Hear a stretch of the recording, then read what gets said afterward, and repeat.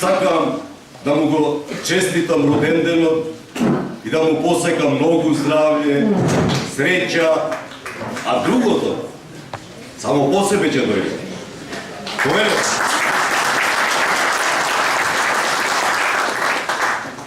Толку добри зборови не сум слушнал за себе, толку сум жив.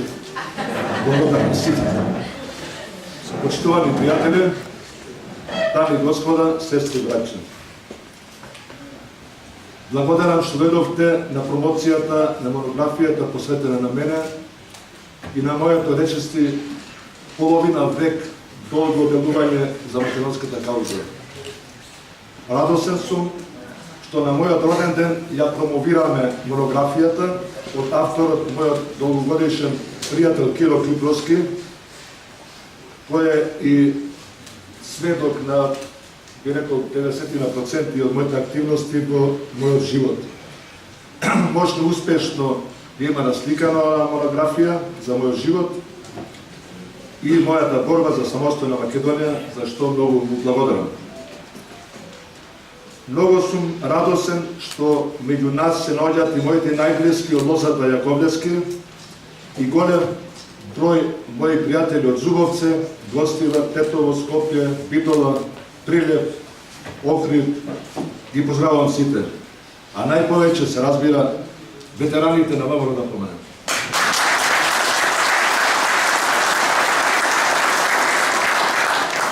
Дозволете ми во оваа прилика посебно да ги поздравам поглаварот на Македонската православна црква Охридска архиепископија господин Стефан,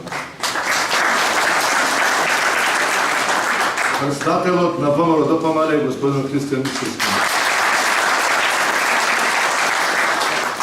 Благодарност упатувам и до уредникот на монографијата Виктор Цветановски, магистр Горана Страшевска, јазичен уредник, Дарко Цветановски за ликовно опликување, на печатницата Европа 92 од Кочани и голема благодарност упатувам на рецензентот и промотор професор доктор Мајан Ивановски, на промоторите професор доктор Михајло Виновски и писателот Влашо Виновски. Благодарам на групата Трио Кладенец од Тетовското село Театро. Голема благодарност до министерот за култура господин Асаф Адеми и на директорката на музеот на Македонската револуционарна борба, што ми дозволија да направиме ваква една.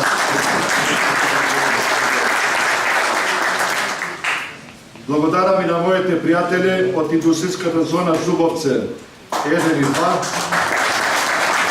кои го помогнаа впечатлението на монографијата, Сити такси Гостивар, Месна индустрија Кармен Зубовце, Бон кафе Зубовце и Ненико Гостивар, кој за многу кратко време ќе биде Ненико Зубовце. Се сели во Зубовце, во втората зона.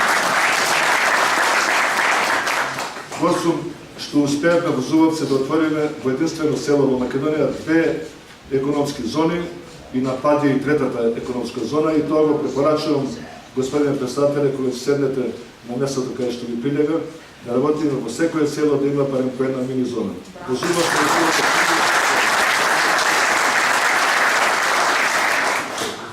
до сада гледам голем број мои пријатели и истомисленици. Сакам сите да ги поздравам и немојте да ми замерите што не можам сите да ве спомнам поединачно. Монографија посветена на мојот живот е само мал дел од она што сум го поминал во мојата речиси полвековна активност. Да се изоди овој пат, заслуги имаат моите истомисленици во Македонија, во Берлин, Германија, Европа, Австралија, Америка и Канада. Им се извинувам што по големиот дел од нив, иако се многу заслужни, не се спомнати поединечно во монографијата. Архивот со материјалите во емиграцијата и во татковината им го оставя на моите деца и внуци, со аманет да ја продолжат борбата за нашата Македонија.